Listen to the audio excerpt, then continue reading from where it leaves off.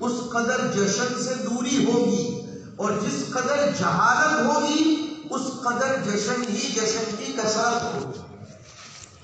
Mission اور جشن ان دونوں میں کبھی جوڑ نہیں ہو سکتا ہے۔ تو انما الاعمال بالنیات کے ذریعے ایک پیغام دیا گیا،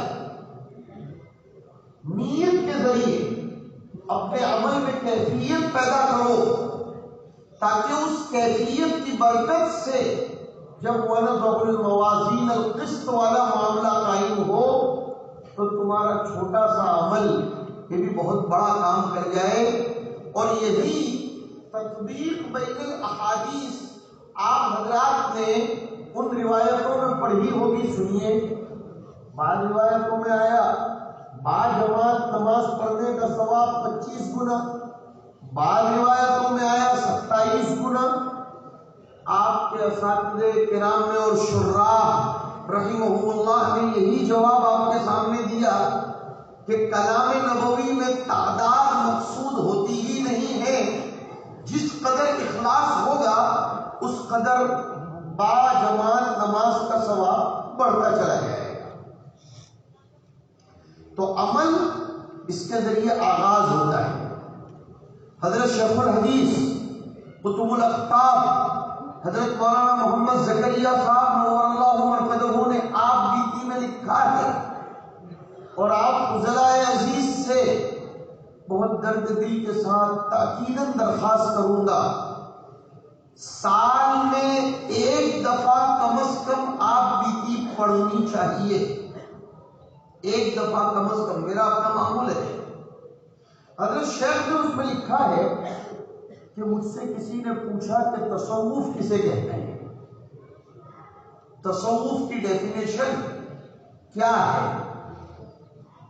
میں اور آپ ہوتے نہ جانے کتنے صفحات لکھ کر دیتے، کتنے معمولات بتاتے۔ حضرت شیخ نے 2 ہی جملوں میں معاملہ ختم فرما دیا۔ فرمایا تصوف کا نقطہ ابتدا ہے انما الاعمال بالنیات، اور تصوف کا نقطہ انتہا ہے ان تعبد اللہ کأنک تراہ فإن لم تکن تراہ فإنہ یراک۔ صاحب فتح الملہم علامہ شبیر احمد عثمانی رحمۃ اللہ علیہ نے کأنک تراہ اور فإنہ یراک، اس میں 2 مقامات کو واضح کیا ہے، مقام مشاہدہ اور مقام مراقبہ۔ مبتدی اور سالک اس کو بدایتاً مقام مراقبہ حاصل ہوتا ہے، اور نہایتاً مقام مشاہدہ حاصل ہو جاتا ہے۔ حضرت مولانا تھانوی رحمۃ اللہ علیہ کے پاس ایک صاحب آئے اور کہنے لگے کہ میرے باطن کی اصلاح کرنی ہے، مجھے باطن کا سفر طے کرنا ہے۔ ہم لوگ تو بطن کا سفر طے کرتے ہیں، اس نے کہا باطن کا سفر طے کرنا ہے اور میرے دل میں خدا کو بسانا ہے، کوئی طریقہ بتلائیے۔ ٹھہرے جو حکیم الامت علیہ الرحمہ، یہ واقعہ اس عاجز نے بذات خود جلال آباد میں حضرت مسیح الامت رحمۃ اللہ علیہ سے سنا ہے۔ حضرت تھانوی رحمۃ اللہ علیہ نے فرمایا فلاں نمبر کے کمرے میں بیٹھ جاؤ اور بھینس کی تسبیح پڑھنا 40 دن تک جاری رکھو۔ بخاری شریف سے جوڑ پیدا کروں گا، اس لیے کہ رد علی الجہمیہ وغیرہم ارباب عقول پر رد ہوا ہے، اس لیے کہ ہمارے دین کا، شریعت کا، طریقت کا، معرفت کا، تصوف کا، اسلام کا، ایمان کا، عبادات کا، معاملات و معاشرت کا مدار نقل ہے، عقل نہیں۔ ہاں بہت غور سے سنیے، 2 چیزیں ہیں، نقل صحیح اور عقل سلیم۔ ذرا توجہ چاہوں گا، اس نقطے پر کچھ سمجھانا چاہتا ہوں۔ نقل صحیح اور عقل سلیم، یہ دونوں کبھی بھی ایک دوسرے سے متضاد نہیں ہو سکتے۔ اگر عقل نقل کے خلاف ہے تو سمجھ لیجئے کہ یا تو وہ نقل صحیح نہیں ہے یا یہ عقل سلیم نہیں. اگر عقل اور نقل میں تضاد ہے تو یا تو عقل میں سلامتی نہیں ہے یا نقل میں صحت نہیں ہے. ذوق ہے تو بات دماغ میں نہیں اترتی. اس سے فضلائے کرام کو ایک پیغام یہ بھی دیتا چلوں کہ اس وقت امت میں رتب و یابس روایات بیان کرنے کا رواج بڑھتا چلا جاتا ہے، جس کی وجہ سے ایجوکیٹڈ طبقہ اسلامیات پر حملہ کر رہا ہے اور اسے احترام ہو رہا ہے. وہ تذبذب و اضطراب ذہنی اور تشویش البالی کا شکار ہے. اس کو ختم کرنے کے لیے آپ کو نقول صحیحہ پر اعتماد کرنا پڑے گا. حدیث شریف کی تخریج، اس کے متن کی صحت پر اور اس کے روات کی صحت پر اعتماد کلی کے بغیر آپ اپنی نجی مجالس میں یا اجتماعی پروگراموں میں ادھر ادھر کی باتیں نہ کریں، ورنہ لوگ اسلامیات کے باب میں مختلف قسم کے عجیب و غریب وساوس کا شکار ہوتا ہے. عقل سلیم اور نقل صحیح. امام بخاری رحمۃ اللہ علیہ نے شروع میں بھی معتزلہ کا رد کیا ہے، جہمیہ کرامیہ کا رد کیا اور اخیر میں بھی رد کیا. غالباً ہمارے بہت سے طلباء کو، خود میں بھی جب دورے میں پڑھتا تھا تو کتاب الایمان وغیرہ کی ابحاث جب اساتذہ کرام چھیڑتے ہیں تو اندر اندر ایک دوسرے سے کہتے ہیں معتزلہ ختم ہو گئے، کائے کو روزانہ ان کی گد بناتے ہیں. یہ جہمیہ ہے نہیں، اب ان کو روزانہ چھیڑنے کی کیا؟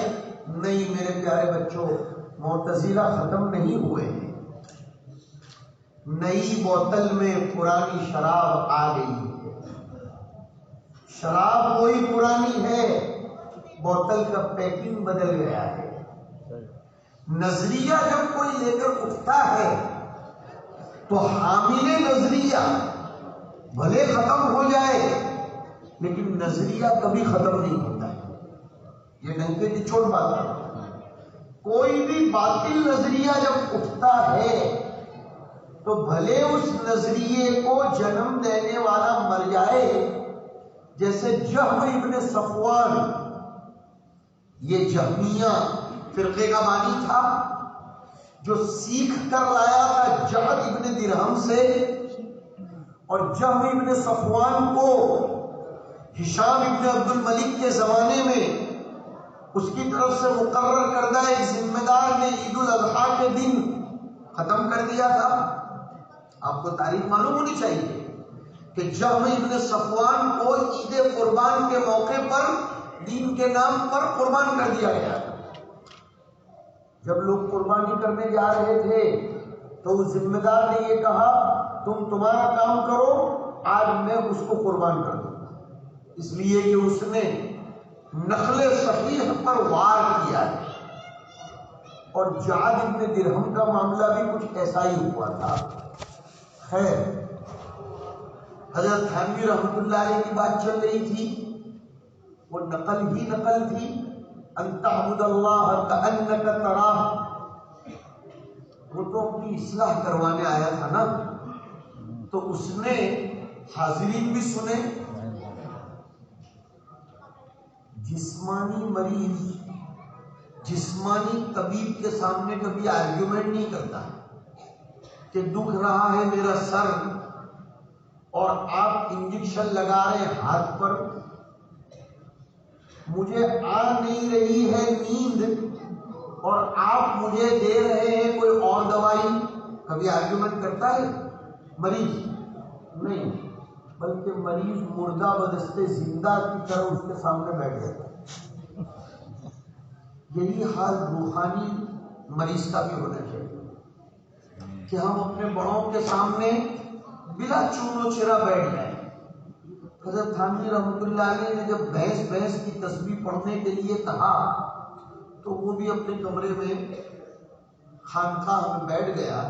حضرت نے فرمایا تمہارا کھانا بھی وہیں پہنچ جائے گا اور اس سے متصل تم اپنی ضرورتیں پوری کر لو, جماعت کی صفحے بھی وہاں تک لگے گی, تم وہیں نماز پڑھو, 40 دن تک میرے پاس آنا نہیں, بھینس کی تسبیح پڑھو. میں اور آپ ہوتے تو کہتے ہی عجیب سی بات ہے, لیکن امالہ کرنا تھا, ازالہ نہیں کرنا تھا. اسلام کی خوبی ایک یہ بھی ہے کہ وہ جذبات کا امالہ کرتا ہے, ازالہ نہیں کرتا. انہوں نے شروع کر دیا بھینس کی تسبیح پڑھنا. 40 دن مکمل ہونے پر 40 کا عدد عروجی اور انقلابی عدد ہے. حضرت نے اپنے قاصد کو بھیجا کہ بھائی فلاں نمبر کے کمرے میں ایک صاحب ہے, انہیں بلا کر لے آؤ. جیسے ہی اب آ رہا ہوں میں مطلب پر, جیسے ہی وہ بلانے گیا تو اس سالک نے یہ کہا کہ میں کیسے آؤں گا, دروازے پر بہت بڑی بھینس بیٹھی ہوئی, اس بھینس کو پھلانگ کر چھلانگ کر میں کیسے آ سکتا ہوں. وہ قسم کھا رہا ہے کہ بھینس تو کیا اس کا بچہ بھی نہیں ہے, اور یہ قسم کھا رہا ہے کہ بہت بڑی بھینس بیٹھی ہوئی ہے. حضرت تھانوی کے پاس وہ قاصد چلے گئے.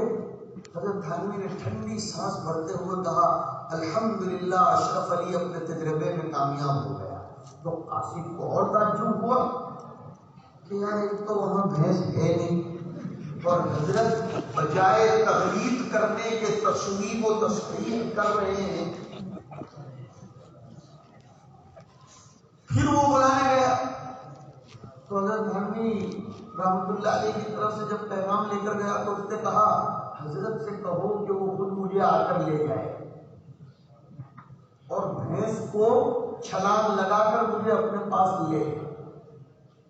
حضرت تھانوی نے اور تصویب فرمائی اور پھر حضرت خود تشریف لے گئے, اس کا ہاتھ پکڑ کر لائے اور حاضرین سے کہا سنیے کہ جب 40 دن تک بھینس کی تسبیح پڑھنے کے بعد بھینس نہ ہونے کے باوجود وہ نظر آ رہی ہے اور آدمی بارڈر کراس کرنے سے ڈر رہا ہے, اب میں دوسرے 40 دن اس کے پاس اللہ اللہ کی تسبیح پڑھاؤں گا تو پھر اس کو ہر جگہ اللہ نظر آئے گا, اور وہ تلک حدود اللہ فلا تعتدوها کا مصداق ہوگا.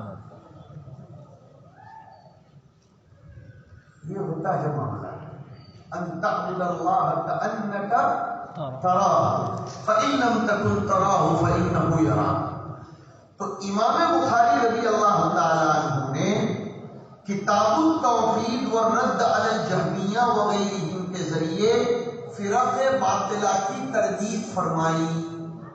ان کے زمانے میں جس قسم کے بھی نظریات حدامہ اور باطل افکار کی ترویج و اشاعت تھی اس کا رد فرمایا اور ہمیں ایک پیغام دیا کہ جس زمانے میں جس قسم کے فتنے اٹھیں ان کا تحریری اور تقریری مقابلہ کرنا یہ بخاری شریف پڑھنے پڑھانے والوں کا وظیفہ اور ذمہ داری ہے, چاہے اس کے لیے جو بھی صعوبتیں برداشت کرنی پڑے کر لو.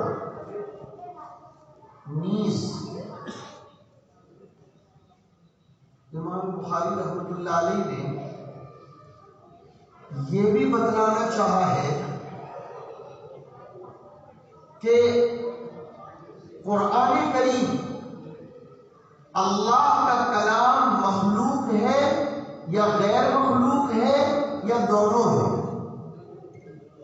آپ کو معلوم ہے امام احمد بن حنبل رحمۃ اللہ علیہ کو دونوں کہتے تھے کہ لفظی بالقرآن مخلوق, اور یہ بھی کہتے تھے کہ لفظی بالقرآن غیر مخلوق. جب یہ عبارت کوئی طالب علم پڑھتا ہے تو وہ ششدر رہ جاتا ہے. یہ عجیب سی بات ہے, لفظی بالقرآن مخلوق بھی ہے اور لفظی بالقرآن غیر مخلوق بھی ہے, دونوں عبارتیں صحیح ہیں. اس لیے کہ مصدر بول کر کبھی کبھی معنی بھی مراد ہوتا ہے اور کبھی کبھی مصدر اس میں مفعول کے معنی میں بھی آتا ہے، صلاحیت اپنے اندر پیدا ہوتا ہے۔ لفظی بالقرآن مخلوق، یہ تب جب لفظ سے مراد اصوات، حروف، الفاظ اور تنفسات مراد لیے جائیں۔ ظاہر سی بات ہے کہ لفظی بالقرآن مخلوق، لفظ بھی ہے بڑی حیثیت کہ اس میں حروف بھی ہیں اور اس میں الفاظ بھی ہیں، تو یہ تو مخلوق ہے۔ لیکن اگر لفظ بھی معنی ملفوظ ہے تو پھر وہ غیر مخلوق ہے۔ دیکھیے حضرت تھانوی رحمۃ اللہ علیہ کے، حضرت فقیہ الامت کے، حضرت شیخ کے علیہ الرحمہ، ان کے جو ملفوظات ہیں وہ ابھی ہیں یا ختم ہو گئے؟ ارے جواب دیجیے، ہیں؟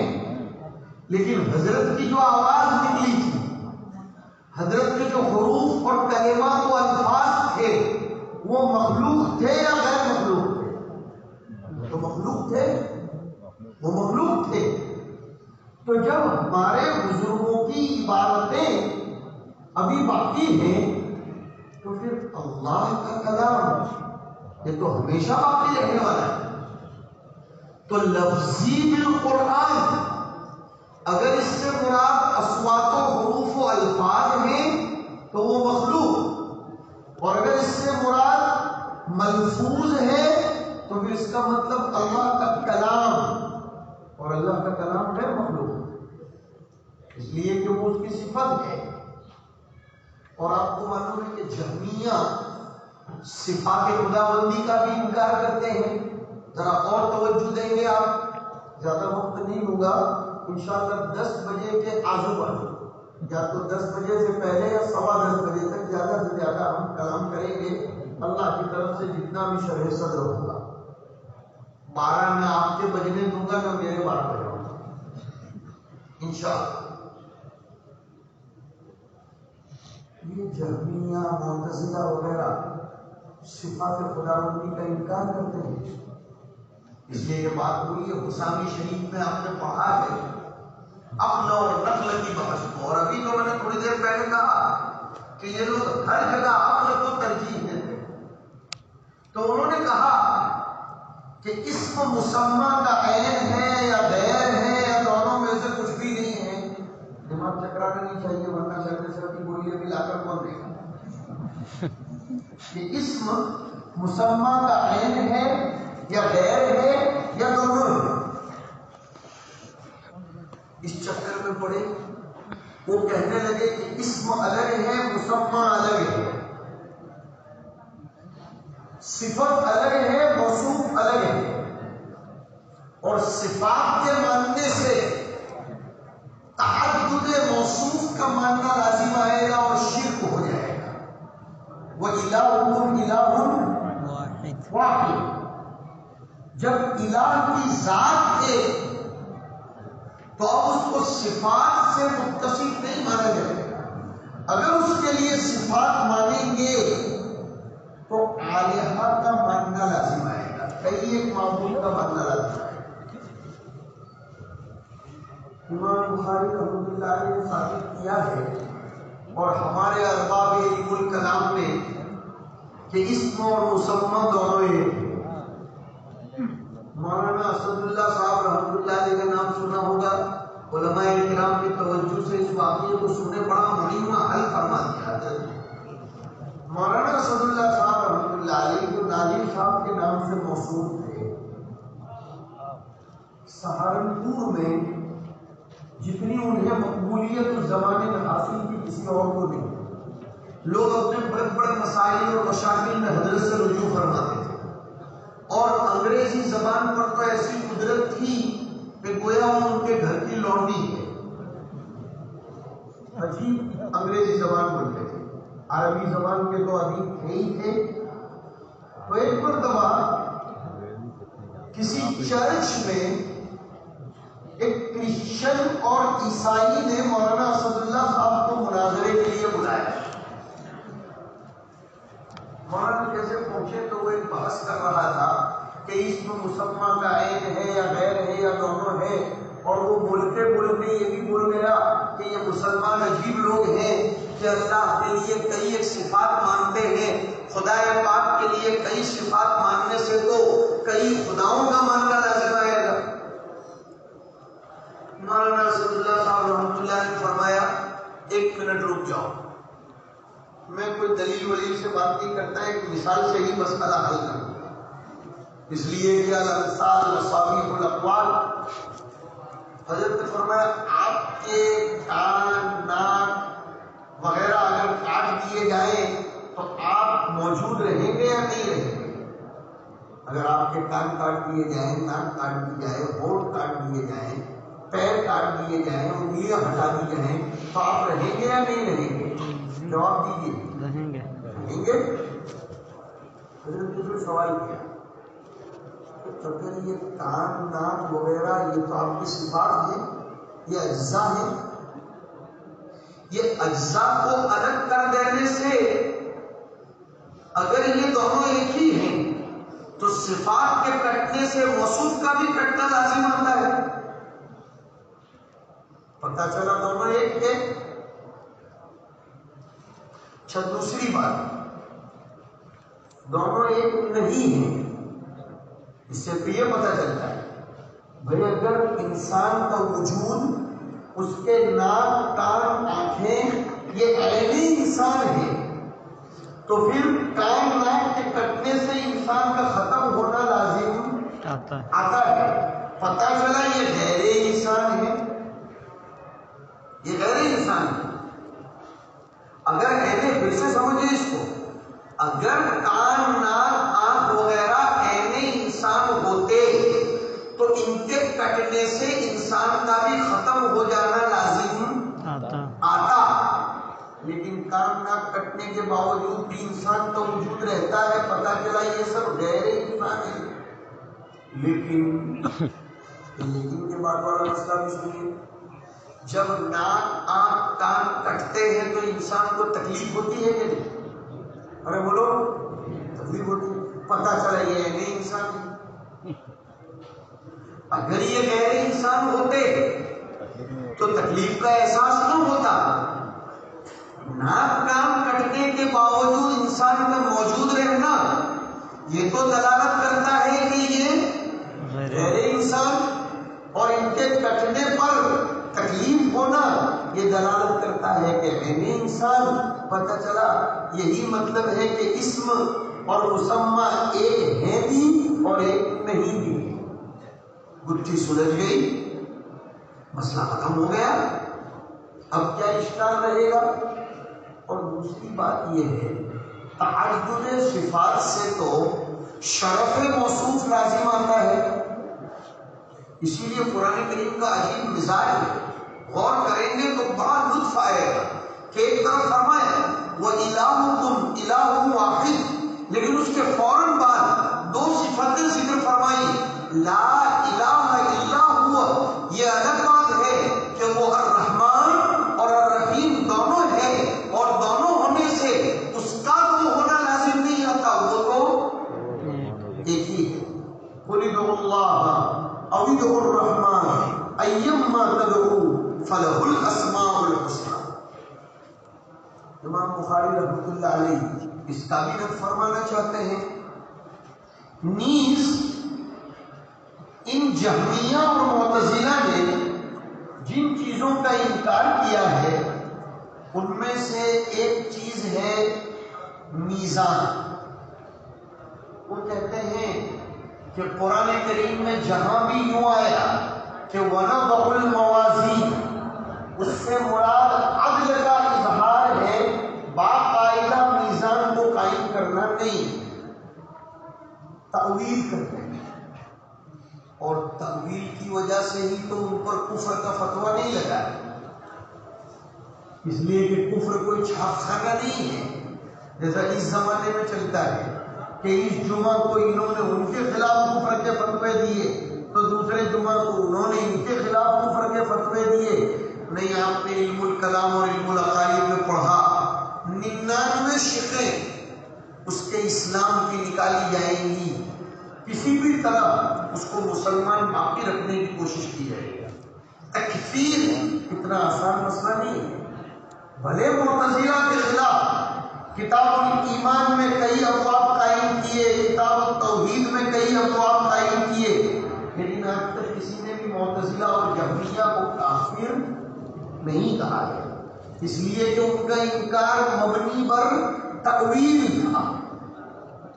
یہ الگ بات ہے کہ وہ تأویل فاسد تھی،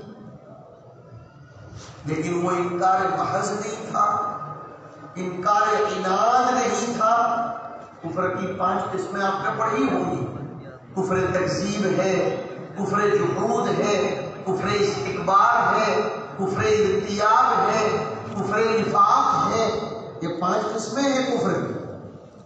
تو ان میں سے ایک بھی نہیں تھا، وہ انکار کرتے تھے لیکن انکار تأویل کرتے تھے۔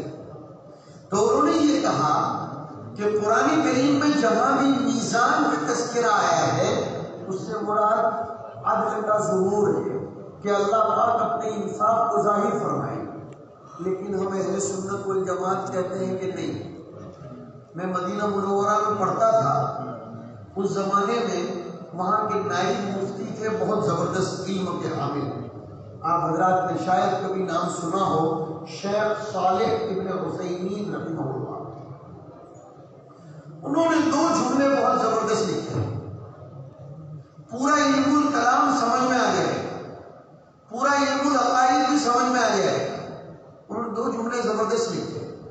ایک تو انہوں نے قاعدہ بیان فرمایا، القول فی الذات کالقول فی الصفات والقول فی الصفات کالقول فی الذات۔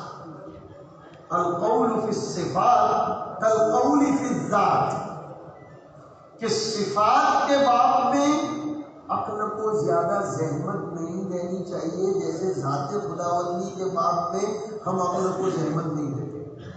ذات خداوندی کو ثابت کرنے میں ہم بلا چون و چرا خاموش رہ کر کہتے ہیں خدا پاک کی ذات موجود ہے جیسے اس کی شاید نشان ہو، صفات کے باب میں بھی یہی کہہ دو کہ جیسے اس کی شاید نشان ہو۔ بڑا عافیت والا مسئلہ ہے۔ اور دوسرا ایک قاعدہ وہ بہت اچھا سمجھایا کرتے تھے کہ اتحاد اللفظ لا یقتضی اتحاد الحقیقت، لفظ کے ایک ہونے سے حقیقت کا ایک ہونا لازم نہیں ہوتا۔ بہت آسان مثال دیتا ہوں، بخار اتر گیا، کیا کہتے ہیں؟ بخار اتر گیا۔ فلاں حاجی صاحب دلی ایئرپورٹ پر اتر گئے، میری بات آپ کے دماغ میں اتر گئی۔ ہر جگہ اترنا اترنا اترنا ہے، کیا ہر ایک اترنا ایک دوسرے جیسا ہے؟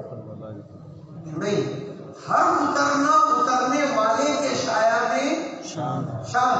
بخار کا اترنا بخار کے شایان شان، حاجی صاحب کا اترنا حاجی صاحب کے شایان شان، بات کا دماغ میں اترنا بات کے شایان شان، تو خدا پاک کا اترنا بھی خدا کے شایان۔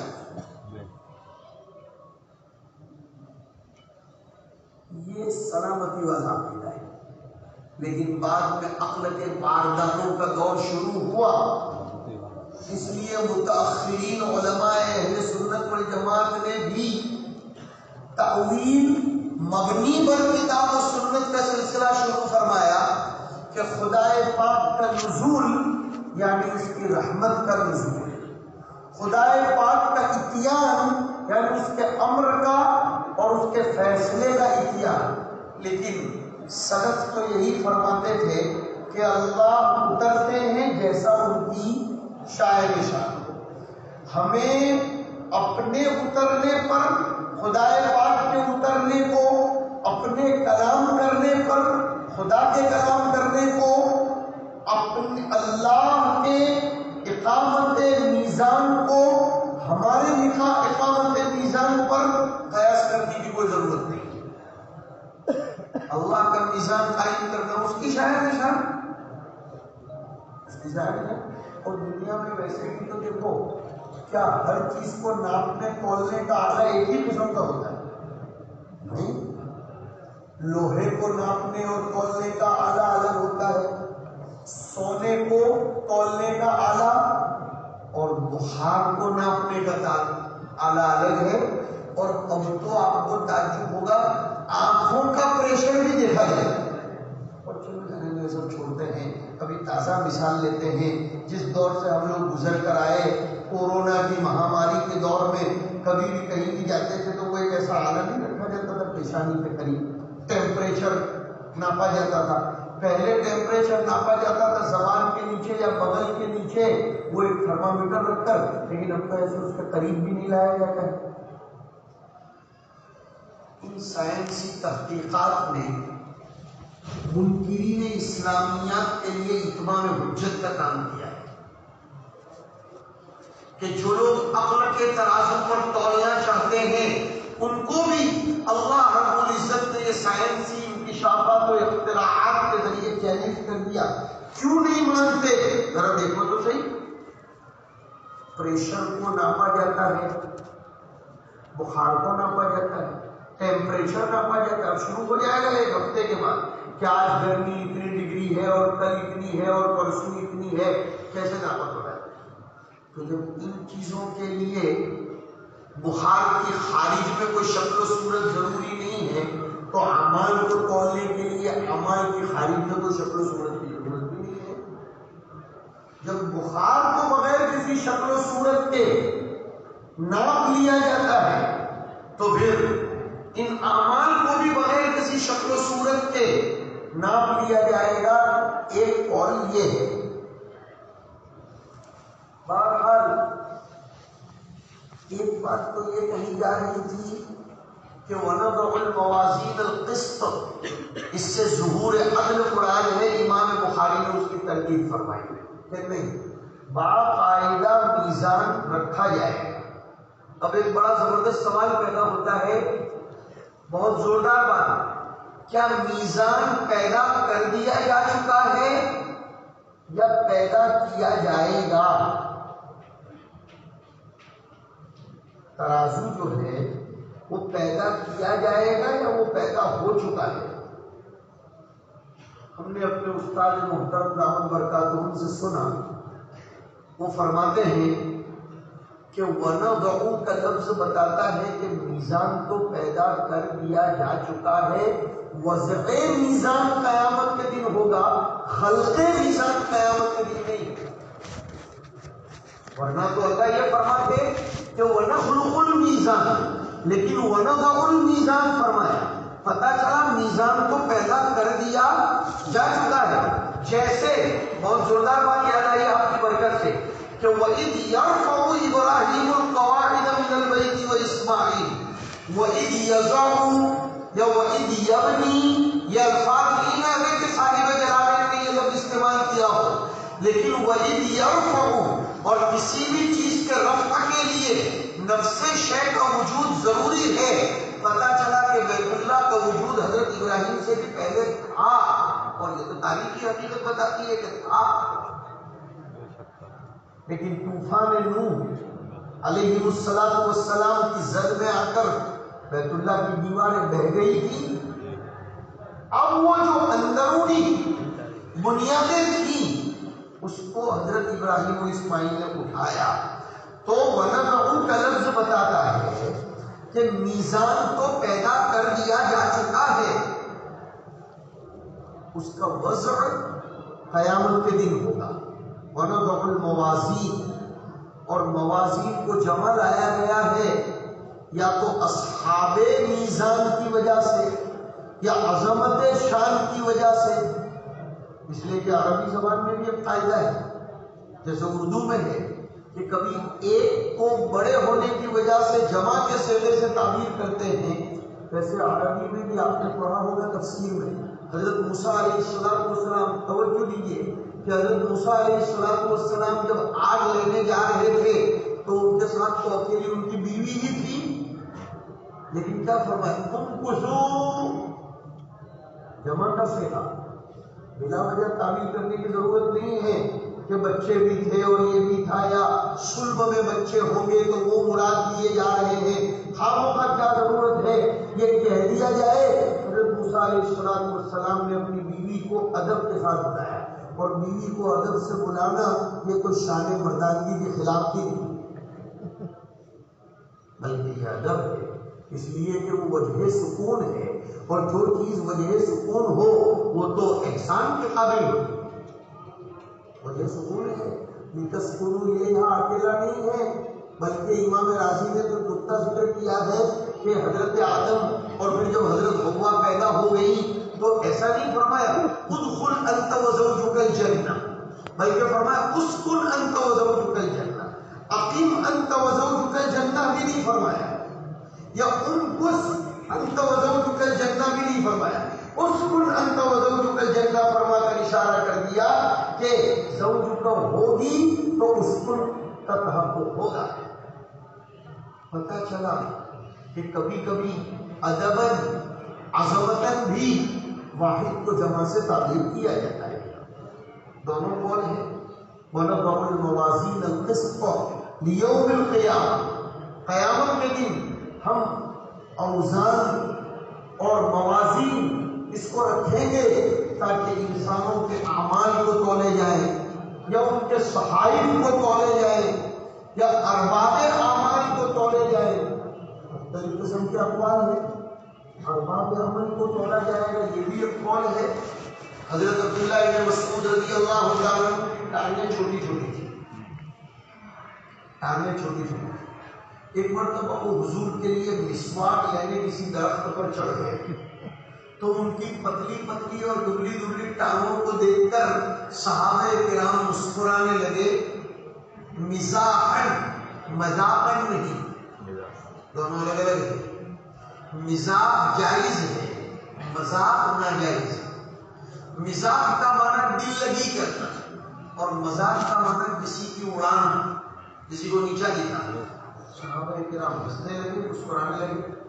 حضور نے جب دیکھا تو انہوں نے فرمایا لَرِجْلَا ابن مسعود اثقل شیء یوضع فی المیزان یوم القیامہ، کہ تم ابن مسعود کی ٹانگوں کو دبلی دبلی اور پتلی پتلی دیکھ کر ہنس رہے ہو، اس کی یہ ٹانگیں قیامت کے دن سب سے زیادہ وزندار ہوگی۔ پتہ یہ چلا کہ خود صاحب عمل کو تولا جائے گا۔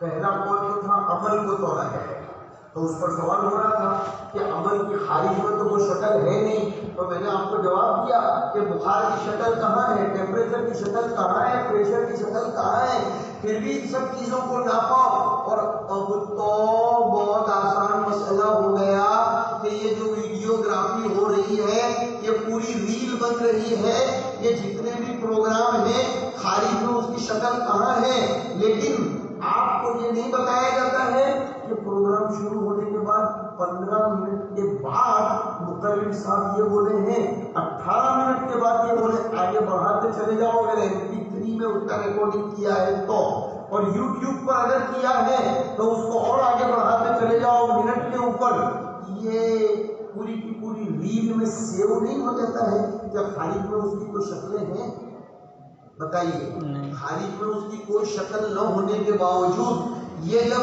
اسکرین پر آنے کے بعد ریل میں محفوظ اور مضبوط ہو جاتا ہے، حق تعالی شانہ کے یہاں بھی یہ ڈیٹا محفوظ اور مضبوط ہو جاتا ہے۔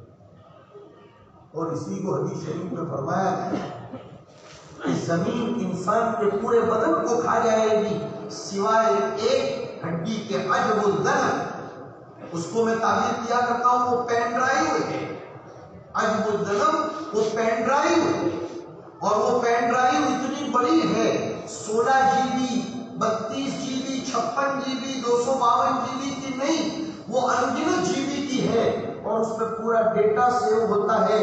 آپ حضرات کچھ جانتے ہو نہ جانتے ہو، لیکن موبائل تو ضرور جانتے ہوں گے، جانتے ہی ہوں گے موبائل۔ اتنا سا بچہ، شیر خوار بچہ جو جانتا ہے، دودھ پینے والا بچہ، ہم جیسوں کو شرم میں ڈال دیتا ہے، وہ اتنا اچھا موبائل چلاتا ہے۔ آپ نے دیکھا موبائل بدل دو، لیکن بدلے ہوئے موبائل میں پرانی پین ڈرائیو ڈالو، پورا ریکارڈ آ جائے گا کہ نہیں؟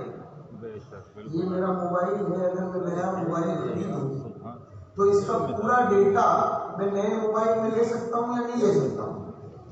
لے سکتا ہوں. میموری کارڈ کے ذریعے یا اس کمپیوٹر کے ذریعے. انسان کا جسم قیامت کے دن بدل جائے گا لیکن ڈیٹا اس میں دوبارہ فٹ کر دیا. جسم بدلے گا لیکن ڈیٹا فٹ کر دیا جائے گا اور اس دن فٹافٹ وہ ڈیٹا وَأَخْرَجَتِ الْأَرْضُ أَثْقَالَهَا. اور اسی طریقے سے يَوْمَ تَشْهَدُ عَلَيْهِمْ أَلْسِنَتُهُمْ وَأَيْدِيهِمْ وَأَرْجُلُهُمْ بِمَا كَانُوا يَعْمَلُونَ وَقَالُوا لِجُلُودِهِمْ لِمَ شَهِدتُّمْ عَلَيْنَا قالوا أنطقنا الله الذي أنطق كل شيء وهو خلقكم أول مرة وإليه ترجعون. سب آ جائے کہ 3 مارچ کو مغرب کے بعد تم لوگوں نے بیٹھ کر بخاری شریف کی تکمیل کی تھی اور تمہارے بدن میں کیا. ارے آج کل تو لائی ڈیٹیکٹر نے بھی یہ ثابت کر دیا. لائی ڈیٹیکٹر, لائی کا معنی جھوٹ اور ٹروتھ کا معنی سچ. مجرم کو کھڑا رکھ کر اس کے سامنے مشین صرف رکھ دی جاتی ہے, وہ مشین بتا دیتی ہے کہ یہ جھوٹا ہے یا سچا ہے. فیس ریڈنگ بھی ہوتی ہے, باڈی لینگویج کو بھی پڑھا جاتا ہے اور یہ سب مسلم دلائل ہے. تو حق تعالی شانہ اگر ساری چیزوں کو اندر سے کھولیں گے تو اس میں کیا استعمال ہوگا. لہذا عصری علوم کو اگر پڑھو بھی, جیسے ابھی مولانا اسجد صاحب زینت معالی آپ لوگوں کو فرما رہے تھے کہ پڑھیے عصری علوم, لیکن مولانا قاضی ثناء اللہ پانی پتی رحمۃ اللہ علیہ صاحب تفسیر مظہری نے لکھا کہ اگر علوم عصریہ کو علوم عقلیہ کی ترویج و اشاعت کے لیے, تقویض و تعلیم کے لیے پڑھا جائے تو نہ صرف مستحب بلکہ فی بعض الاحیان واجب ہو جائے. تو میں تو یہ کہتا ہوں کہ اس زمانے میں علوم عصریہ کو اس انداز میں اسلام سمجھانے کے لیے پڑھنا واجب ہو چکا ہے تاکہ عقل کے باردانوں کو سمجھایا جا سکے عقل ہی کی روشنی. ایک صاحب نے مجھ سے پوچھا یہ کیسے ہوگا قیامت کے دن سارا نامہ اعمال میں سے کھول کر سب کو بتا دیا جائے گا ووضع الکتاب فترى المجرمین مشفقین مما فیہ ویقولون یا ویلتنا ما لهذا الكتاب لا يغادر صغیرة ولا کبیرة الا احصاها. یہ ڈیٹا سے سب کو ثابت ہو جائے گا. اور پرنٹر بھی قرآن کریم میں پرنٹر کا بھی تذکرہ ہے. وَكُلَّ إِنسَانٍ أَلْزَمْنَاهُ طَائِرَهُ فِي عُنُقِهِ وَنُخْرِجُ لَهُ يَوْمَ الْقِيَامَةِ كِتَابًا يَلْقَاهُ مَنشُورًا. نُخْرِجُ لَهُ print out وَنُخْرِجُ لَهُ يَوْمَ الْقِيَامَةِ اور print out میں سب کتابًا يَلْقَاهُ مَنشُورًا. اقرأ کتابًا, پڑھو تعریف کے ساتھ. جیسے 100 سال پہلے کی چیزیں بھی اب تو محفوظ اور مضبوط کر کے, بلکہ دنیا کا دعویٰ ہے کہ نبی اکرم صلی اللہ علیہ وسلم کے صوت مبارک کو بھی دنیا ڈھونڈ کر رکھے, اس لیے کہ یہ الفاظ جو نکلتے ہیں وہ اڑ نہیں جاتے, ہوا میں محفوظ ہو جاتے ہیں. اور یہ ہوا بھی تو لے جاتی ہے, خیر بار ڈھونڈ کر چلی جائے گی. مجھے وعدہ بھی پورا کرنا ہے کہ اتنے بجے تک ختم کرنا ہے. وَنَضَعُ الْمَوَازِينَ الْقِسْطَ لِيَوْمِ الْقِيَامَةِ.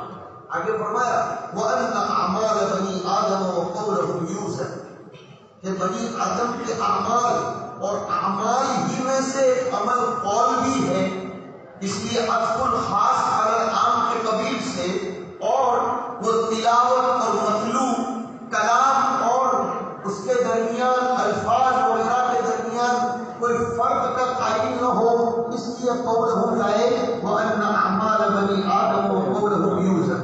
وقال مجاہد القسطاس العدل بالرومیہ, کہ قسطاس یہ رومی زبان کا لفظ ہے. سوال پیدا ہوتا ہے کہ قرآن کریم میں غیر عربی زبان کا لفظ کیسے آ گیا بھائی, جبکہ اس کا تو دعویٰ ہے بلسان عربی مبین انا انزلناہ قرآن عربیہ, کیونکہ یہ غیر عربی زبان کا لفظ کیسے آ گیا. اس لیے کچھ لوگ اسرائیل کو پہلے تو مانتے ہی نہیں کہ یہ غیر عربی زبان کا لفظ ہے, وہ کہتے ہیں عربی زبان کا لفظ. کچھ لوگ یہ بھی کہتے ہیں کہ غیر عربی زبان کے لفظ کو, ذرا توجہ سے اس بحث کو سننے میں بڑا مزہ ہے, کہ اگر غیر عربی زبان کے لفظ کو قرآن کریم میں مانا جاتا ہے تو خدا کے لیے جہالت ثابت کرنا لازم آئے گا، نعوذ باللہ، کہ اللہ کے ذخیرے علم میں عربی زبان کے اعتبار سے کوئی کلمہ تھا نہیں تو غیر عرب میں سے لا کر اس کو رکھ دیا گیا. جیسے تعجب ہوگا آپ کو، جب میں مدینہ منورہ داخلہ لے کر پہلے ہی دن جامعہ اسلامیہ کی بس مجھ کو حرم شریف لے کر گئی اور جہاں پارکنگ میں کھڑا رکھا تھا سامنے لکھا تھا بنشر المواتین. میں نے کہا یہ اللہ 10 سال تک عربی پڑھے کبھی بنشر کا لفظ پڑھا نہیں، یہ کون سی زبان کا لفظ؟ اور مواتین ہو. پھر میں نے اپنے دماغ پر زور دیا کہ اپنے تو پرچوں میں اشتہار کے عادی ہوتے ہیں نا، کبھی بالکل دیکھا ہوا آئے ہی نہیں پرچے میں تو کیا کیا اشتہار کرنا پڑتا ہے. پھر وہی فقہ البخاری کی طرح کی میں نے کہا ہاں یہ کہنا چاہتے ہیں پنچر المواتیر، مواتیر موٹر کی جمع بنا دی اور پنچر کو بنشر بنا دی، بنشر المواتیر. تو سوال یہ ہو رہا ہے کہ کیا اللہ کے علم میں کوئی کلمہ تھا نہیں کہ غیر عربی زبان کا کلمہ لائے؟ نہیں، ایسا نہیں. اس کے 2 جواب دیے گئے. اول تو یہ کہ یہ قسطاس کا لفظ بھلے رومی زبان کا لفظ ہو، عربوں نے اپنے یہاں اس کو عربی کا جامع پہنایا اور عربی کے طور پر اس کو استعمال کیا. عرب لوگ اس کو شروع کر چکے تھے بحیثیت عربی زبان کے، تو اللہ پاک نے بھی لسان عربی مبین کے طور پر اس کو استعمال فرمایا.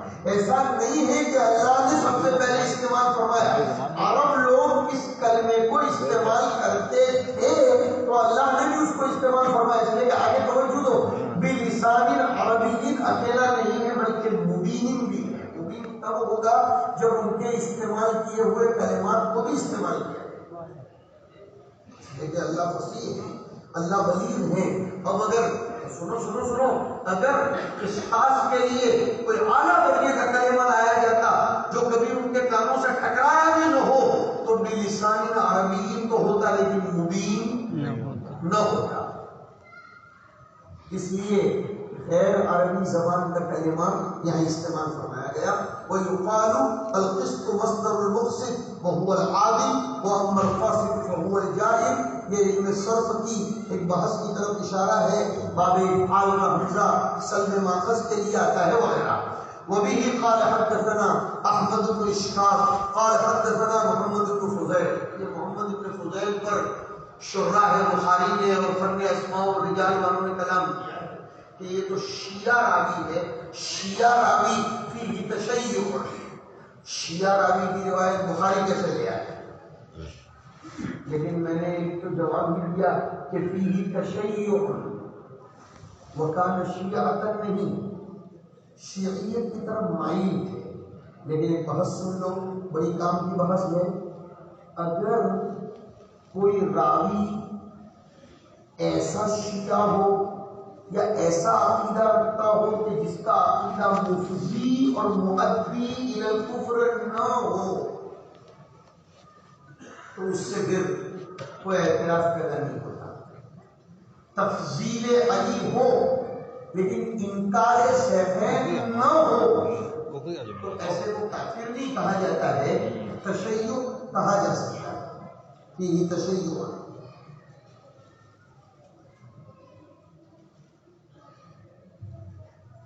ایک جواب اور دیا گیا ہے کہ اگر وہ اپنے زعم باطل کی ترویج و اشاعت کے لیے کذب بیانی کے جواز کا قائل نہ ہو اور فی نفسی ثقت عدل ضبط ثبت ہو تو پھر اس کے اس معمولی سی کمزوری کو برداشت کر لیا جائے. یہ مختصر طور پر میں نے خلاصہ پیش کیا. عن عمر بن القعقاع عن ابي زرعة عن ابي هريرة رضي الله تعالى عنه قال قال النبي صلى الله عليه وسلم كلمتان حبيبتان الى الرحمن خفيفتان على اللسان ثقيلتان في الميزان سبحان الله وبحمده سبحان الله العظيم. جناب نبی کریم صلی اللہ علیہ وسلم نے ارشاد فرمایا کہ 2 کلمے اللہ کو بڑے پیارے ہیں. سوال یہ ہو رہا ہے کہ یہ ترکیب میں کیا واقع ہو رہا ہے؟ کلمتان حبیبتان الی الرحمن. سیدھی بات تو یہ ہے کہ اس کو مبتدا مانا جائے سب کو، کلمتان سے لے کر ثقیلتان فی المیزان تک کو، اور پھر سبحان اللہ و بحمدہ سبحان اللہ العظیم کو خبر مانی ہے. لیکن بعض لوگوں نے پتے پاکی لکھی ہے بلاغت کے دورہ پڑھتے ہو تو دورے میں سارے علوم کا دورہ ہونا چاہیے. بعض شعراء نے لکھا ہے خبر مقدم ہے مبتدا مؤخر. کہا کلمتان حبیبتان یہ خبر ہے سب، اور سبحان اللہ و بحمدہ سبحان اللہ العظیم یہ مبتدا ہے. اور ایسا کب کب کیا جاتا ہے؟